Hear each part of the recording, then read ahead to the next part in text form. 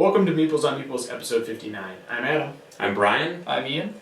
Before we get into our game of the week this week, we'd like to invite you over to our Facebook page as well as our website, meeplesonmeeples.com. You can also go over to YouTube, subscribe to our channel, check out all of our videos, subscribe to us on Twitter and Pinterest, follow us on those channels as well, and see what we're up to every week. Our game of the week this week is Giants by, I would say, Madigo Games. Known for great components, as you'll see in a minute, and it's kind of starts with a little bidding, a little worker placement, and a little pickup and delivery, but it's a medium weight Euro game.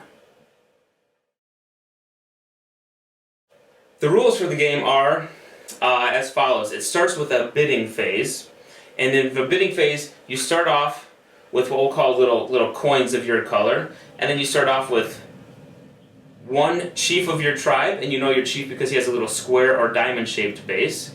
You start off with one sorcerer of your tribe, and you know him because he looks kind of like the witch doctor from an old-fashioned TV show, and he has a star base. And then one worker, the only one that you can actually have duplicates of as the game goes on, and he has a little round base. So for the bidding phase, you are basically bidding to buy a statue, which you're going to put, because this game is based on Easter Island, where they built these giant moai stone statues, and then little goofy clay hats that they put on them. So to start the game, you would roll the same number of dice as you have players, and so we would have a 1, 1, and a 2. There's three types of statues. The 1 size, the smaller, kind of black colored. The 2s are the medium-sized gray, and the 3s would get me a bigger white. You know, they're different colors and different sizes. So you'd put a 1, and a 2, and this is what we would be bidding for this round. You do this at the beginning of each round. In one hand, you're going to put your coins, and you can get more as the game goes on. And that's saying how many, basically whoever bids the most coins gets to buy first. And in the other hand, you're going to put workers. Regular worker is worth 1. He can only lift a statue with a value of 1 because of his strength. Statue of value of 2 would require 2 workers in your hand. A statue of 3 would require 3. So workers are worth 1. The witch doctor sorcerer is worth a strength of 1, but your chief is a strength of 3, so he could lift 3. So an example bid, I might have 2 coins and 1 worker. If I bid the highest in coins, I get to pick first. I can only take a 1, and that's it. Had I bid 2 coins and a 3, the chieftain, I could maybe take a 1 this time, and if play went around and nobody could take this 2, I could take a 2, because they add up to a 3. You get the idea. So that's the first round, is bidding.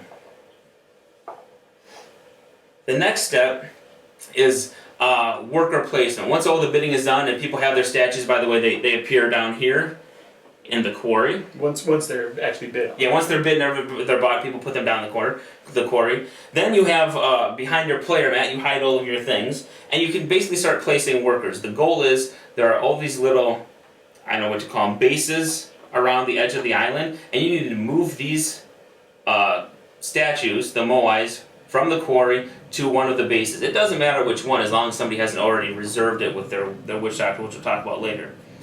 To do that, you basically just make a trail of your workers, and somebody else might put their workers in there too. There's nothing wrong with that. And everybody goes and places. I'd place a worker, he'd place a worker, they'd place workers, they'd go around.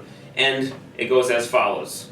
So then when it's time to move after everybody's place, you can move a statue 1, 1, 1, and I can put them here. And you have to have the number of workers equal to the weight of the statue. So if it's a 1, you need at least 1 worker in each spot to move it. If it's a 2, you're going to need 2 workers or a chieftain, that type of thing. And so this 2 statue, that's why I couldn't move the 2 statue. And again, you can only move your own statue that round. I can't move the 2 because I only have a worker here. I would have to either put 2 workers there, or you can get logs by claiming the forest, which we'll talk about in a second, and the logs are here. A log can go on the spot next to a worker, and the log counts as an extra worker. So a worker and a log counts as a strength of 2. Basically, I guess they use the logs to roll the statues along. So you basically are moving them from here to out. The further you have to move them, the more points it's worth. The black is the number of points you get for the statue. So if I get this 2 all the way down to here, it's 8. He's a 2 times 8, that would be worth 16 points at the end of the game. And you place a little base underneath so you remember whose statue is which, because these fill up fast and gets confusing. If you put a 1 on there, you just multiply it. He'd be only worth 8 points. If you put a 3 on there, 24 points, you get the idea. So the further you have to move it, and that might take several rounds to move a statue, the heavy ones especially that far, the more points you'll get. You could also get hats, which you can move hats, and that's what the red number is. Basically, for some reason, they really like to put these little goofy red hats on their statues on Easter Island. You get 1 point And it's the score same for him, idea. and another score for the hats. You move the hats from a different quarry using your workers, and they're a weight of 1. You just move it to get it to your guy. You just have to line up workers yep. the same way. Make a train of workers. Now, there's one thing about the workers I did not explain, and that is, let's say I'm yellow and Adam is blue, and I want to move this 1. I can use his worker. He cannot refuse me using his worker in this train to move the statue over here if I want to. I do, however, have to give him a point on the score tracker. Yep. So it is a legitimate placement to throw a guy down and help out in the train. If I have a yellow guy there, I don't have to give him a point because I use my own guy, but I could instead, if I'm running out of workers, just, you might end up giving lots of players points, depending on how, they all line up. We only have blue and yellow here. But you can move these around. Free, he gets a point. Free, he gets a point. You get the idea. That's kind of the gist as far as the movement phase. Now the most important character is the sorcerer, the guy with the star base. The star base guy, he can pretty much get you your resources that you're going to need in order to use or move around the game.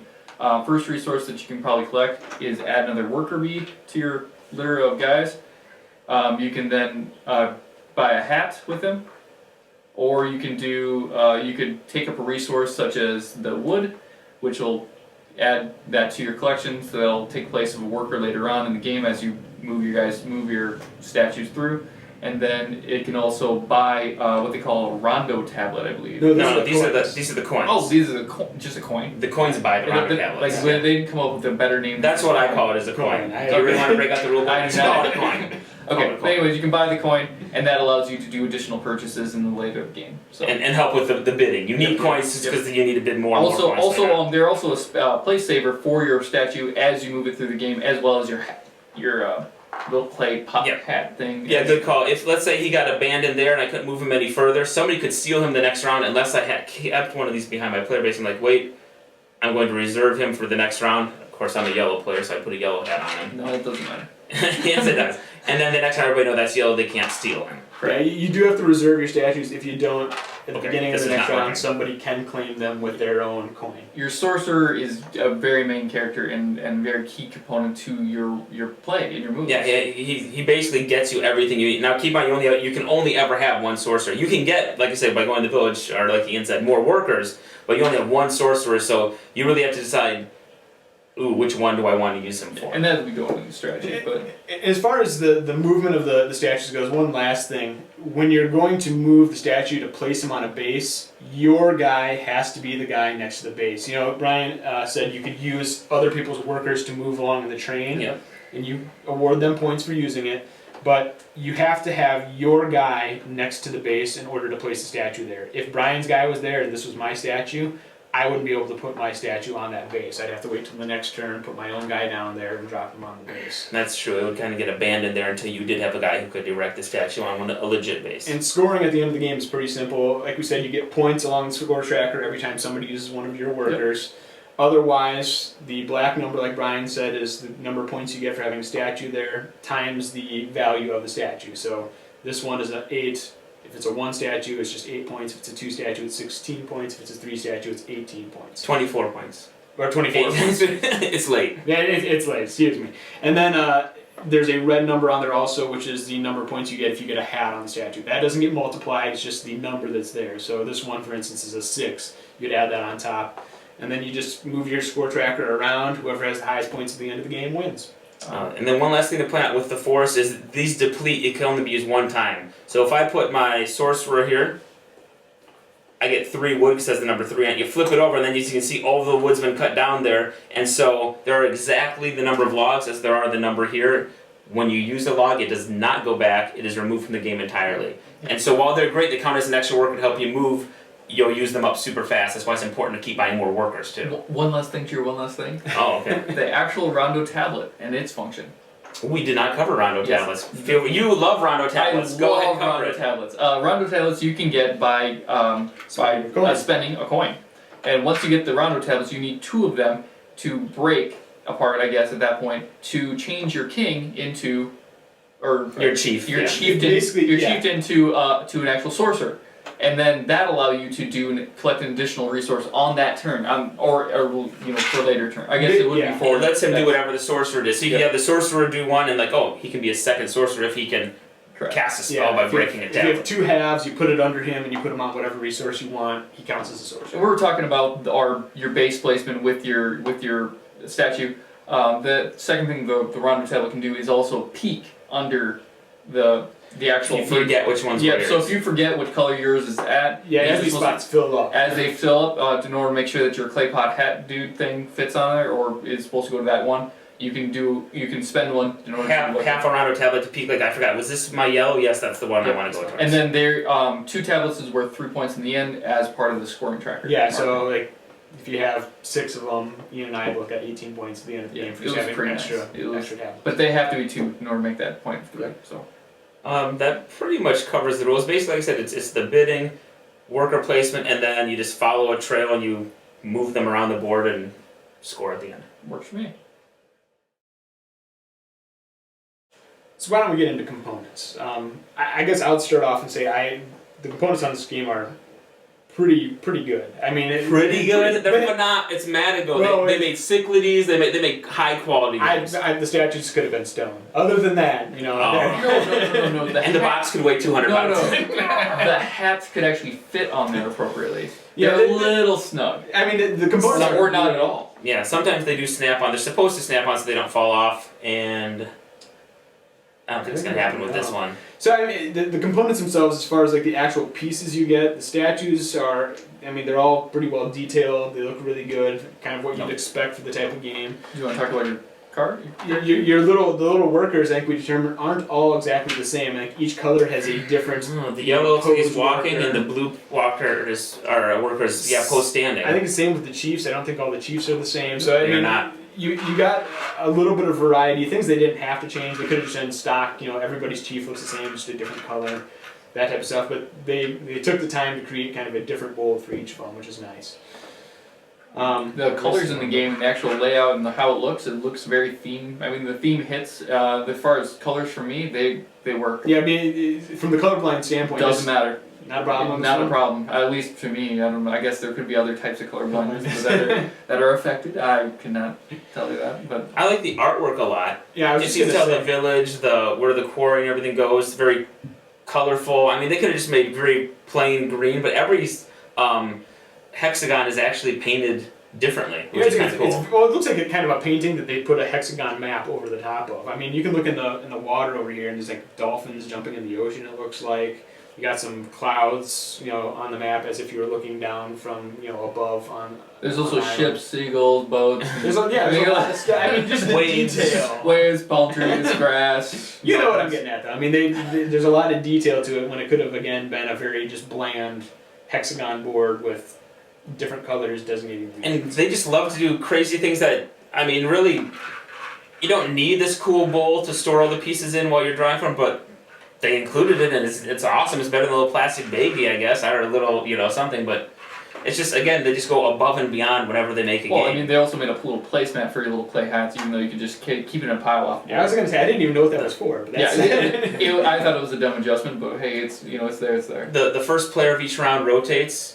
The bidding part is won by whoever bids the most, but then once it gets time to actual worker placement, they even included, I mean, again, another high quality, nice piece. They could have just made High a quality, cardboard nice shit. piece, but it looks exactly like The twos? or the ones. one Excuse me, the with one. a with a hat. hat on. So to me, I wish they would have made that a little bit. Yeah, but you're not putting it on the board, you just pass it around. I'm just saying, it could have been a cardboard circle that said, first base. So that's just another nice touch. I mean, the wood logs are actually little pieces of wood. I mean, it's something they didn't have to do. It's probably pine. It's probably Probably pine. cedar Yeah, pine. cedar. It could have been just a cardboard. High quality oak, perhaps. But it's just the little details that they did that they didn't have to do. So the player mats that actually hide your people. Ole have individual artwork and a color to match for the yellow player, the yellow. Right. But it's a great player aid too on the other side, reminding you what all the actions are. Yeah. Which is A nice. better player aid than the actual rule book, but we can get into that a little bit later. Well, that's components. Let's talk about the rule book. You can tell this was not originally written in English, because the translation leaves something to be desired. Some of the rules are very unclear. I think the original rulebook, the way it was in whatever native language it was written in, was probably crappy anyways. Just to start out. It could be. It was probably horribly written. If I had to guess, it was German because the rulebook is German and English. So if I had to guess, it's a German. It'll be an English paragraph, German paragraph. I mean, no, it's actually the second half. Yeah, that's what it was. Yeah. It was separately. Yeah. It just did not translate super well. Some things were unclear. You have to read it and reread it. It's one of those games where I told everybody before you come over, look at the rules because I'm having a heck of a time deciphering a few of them. And that player mat We doesn't didn't do it. And you guys did not, and so I had to try to explain, and then they all complained. That player mat though, like once you know the general gist of what the rules are, the pictures it uses on there, it's self-explanatory. I mean, it's a very easy game to pick up.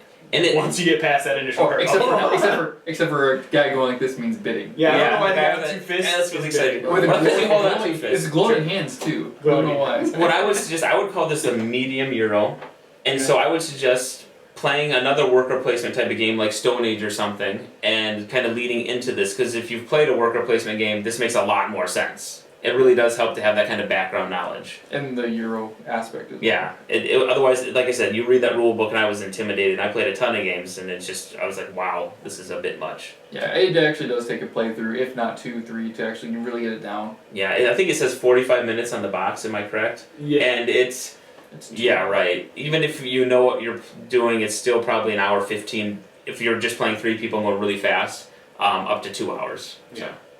Anything else in components? No, they're awesome, except for the rule book. Except for that. Let's talk strategy. Strategy for this game, as we were been saying, this is a Euro game, so it's all based off of point markers. It really comes down to where you're putting that sorcerer, and whether or not you can actually, in gaining your resources in the beginning of the game. To me, at least, that seemed like a legitimate strategy.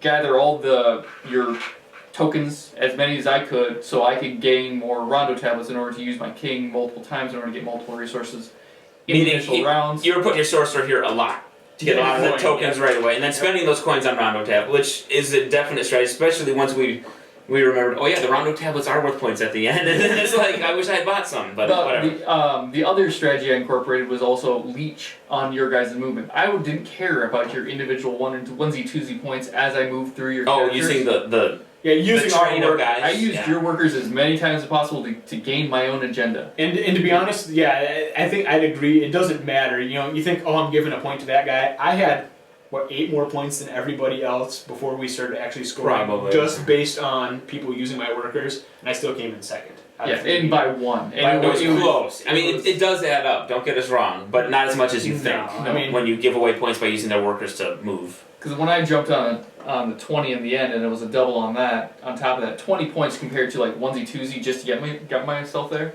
not a big deal. No. Another legit strategy is, and you have to be careful because it can bite you in the butt, but you have 7 bases, meaning you can only put 7 Moai, they're called Moai statues, I believe. Yeah. 7 of the statues down. Remember we said you put your little base down to mark that was yours when you scored.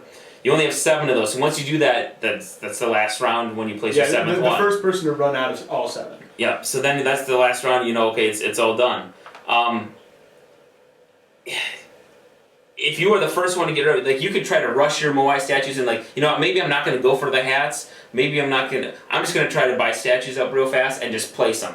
And so I may not trek all the way across the board to get big points, but if I place all 7 of mine and you guys have each only scored maybe 2 statues, my little 3-pointers are going to add up. You know what I'm saying? And that's what I did. So if you go out on everybody, they're stuck and they only maybe place 2 statues. On this last game, I took 4 of the spots right around the quarry over here, pretty early on in the game. And I ended up coming in second by 1 point, ahead of Brian in that game even. So, I mean, that is a legitimate strategy, but it did hurt when we got over to these high point ones over here. I think I had 1, maybe 2 over here out of all 7 of mine. You rush over here a little too much. If you had just gone, like you said, that 1 point, if you just gone over here a little, that's all it would have taken. I mean, so there is something to the strategy of maybe taking those quick points, easy points, early on in the game to try to be the first one out before everybody else can move their statues over here, but it's a really risky route. It is very risky. Or I guess in the end of the game, if you know somebody's really running low, just grabbing a quick point or two at the end. That's true. That might help. But my last moves were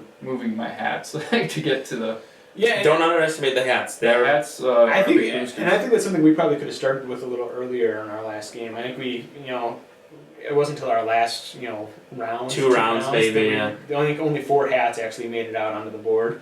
And if you can get more of those hats moving, especially if you can get them again over, the hat quarry's way over here. You can get up to 14 points, but that's a long track. I mean, yeah, 14, you'd have 11. to dedicate a lot of resources. But even to the it, close but- ones, 5, 4 points, that's not bad. Considering the statues only get you like 1 point next to their quarry. So I guess the learning point would be don't neglect the hats. I think we might have done that a little too much to a certain degree. Probably.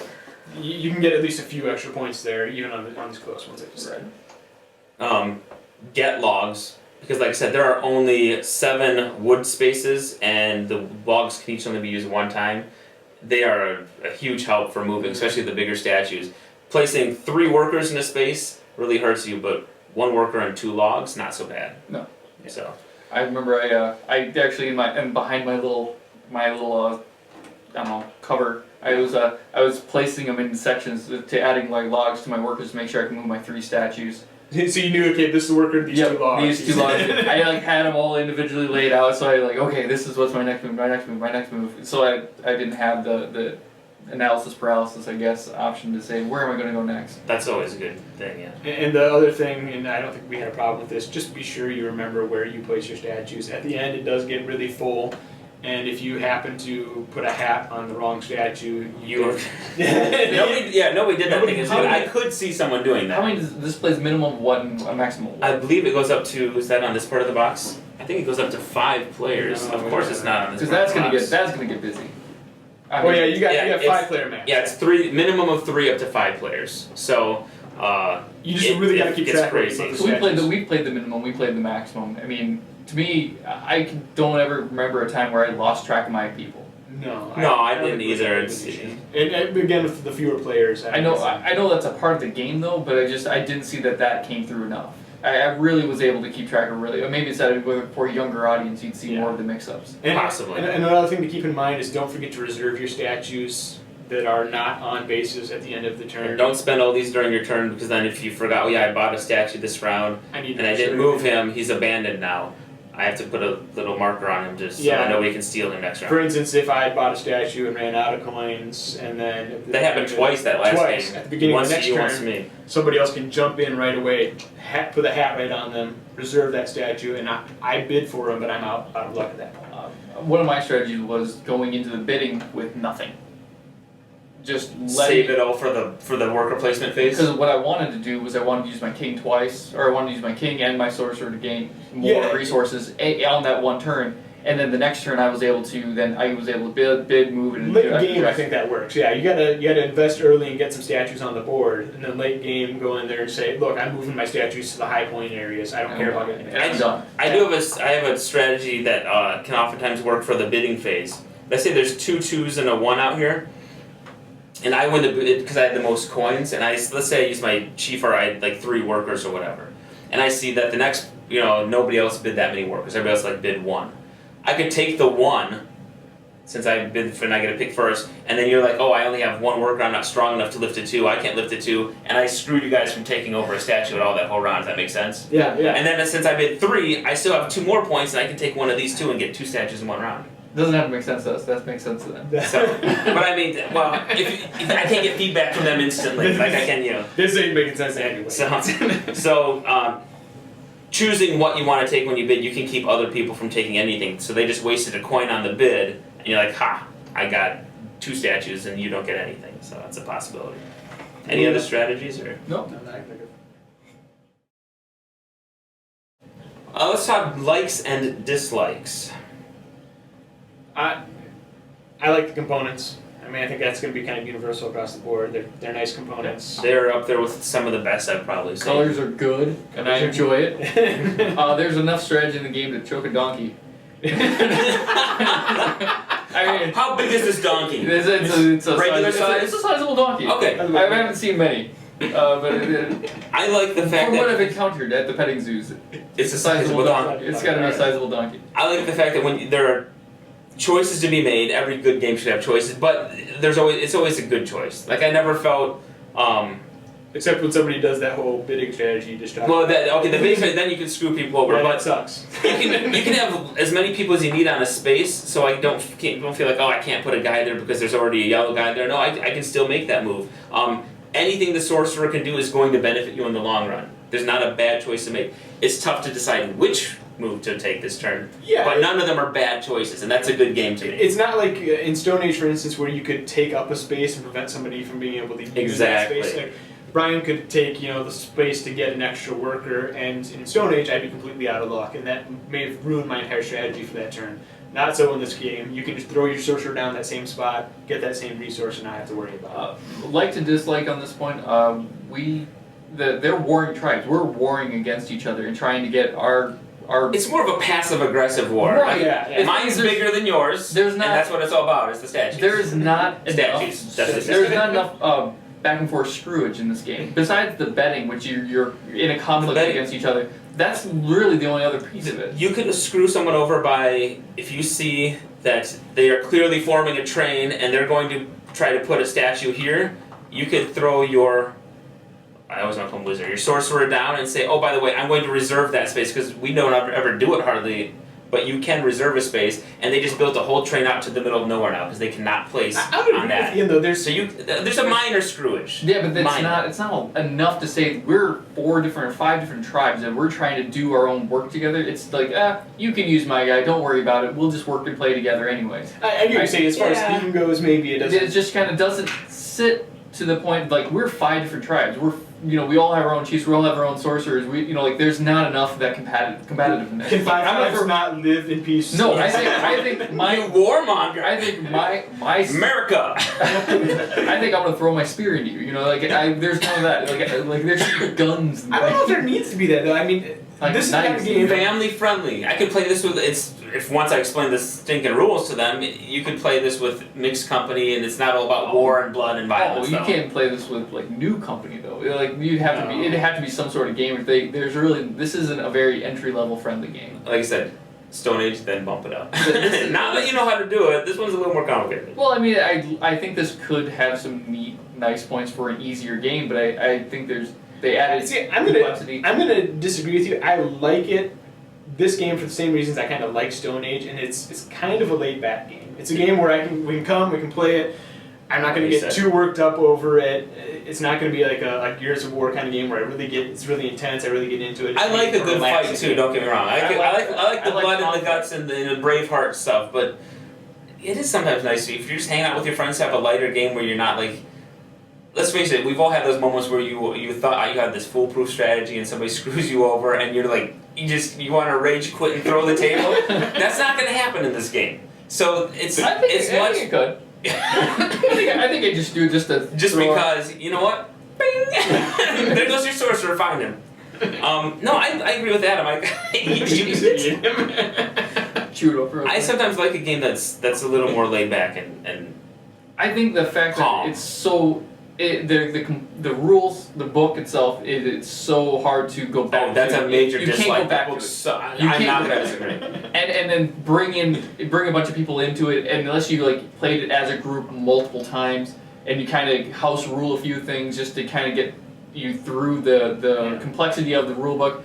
Yeah, then it's a lighter game. But that's a big steep curve. It's a curve, but as we played it more, it wasn't that complicated, was it? The first game sucks. The first half of the first game. Let's sell it. Let's sell the game. The first half. Are you sold yet? The first half of the first game is a slog because you're constantly going back to that rule book and then complaining about how bad the rule book is, and then it speeds up and it goes quick. The second game, not bad. What makes the rule book, I think, the biggest problem is there's no reason that rule book should be so bad. No, it's a simple game. It's just poorly written. Yeah, I mean that's the biggest problem. Is this game is not that complex. I like the theme. Okay, we're done with the rules. The theme. Do you like the theme? It's unique. Easter Island. They give you the history of Easter Island in the book, which is kind of cool. Is it at first I was yes, actually history made sense. at first I was like, what with the hats? This is dorky. They're a bunch of little Shriners or whatever. But then they actually did that. Did you know they actually built little red clay hats? I did not know about the I hats. did not know the hats. No. So it kind of all ties into the theme. It makes sense. The scoring. They were trying to one up each other with bigger, better statues. And And this probably maybe makes no sense to anybody else. It has a theme-wise, it feels a lot like Tobago to me. I think it's art. Maybe it's the art. Maybe that's what it is. It's It the does, statues, the art style. It has a very not gameplay and the wise. hexagon. And the hexagon, yeah. Let's bring them into it. Not gameplay wise, but just the look and feel of it. I think. Oh, this is not going to end well. Oh, you really interested in reviewing it? I tuned out. What? Huh? We're filming this? But I mean, I think it's a good game. I like the fact that it's a lighter game though, and I think the theme comes across really well. I don't think they're going for the warring tribes idea. I agree. Good theme, great components, and you're wrong. I wouldn't call it a full-on light game though. I think just because the learning curve to entry is harder. A lighter game, I feel like you literally just You read it, it clicks. it's so easy. You get 2 moves and you move on. This won't click right away. No, I think it's that mid light, if anything, but more of a mid range kind of because of some complexities and the learning curve. Gotcha. Alright, let's get into our reviews. Our scale is on a scale of 1 to 10. 10 is amazing, 1 is complete trash, don't touch it.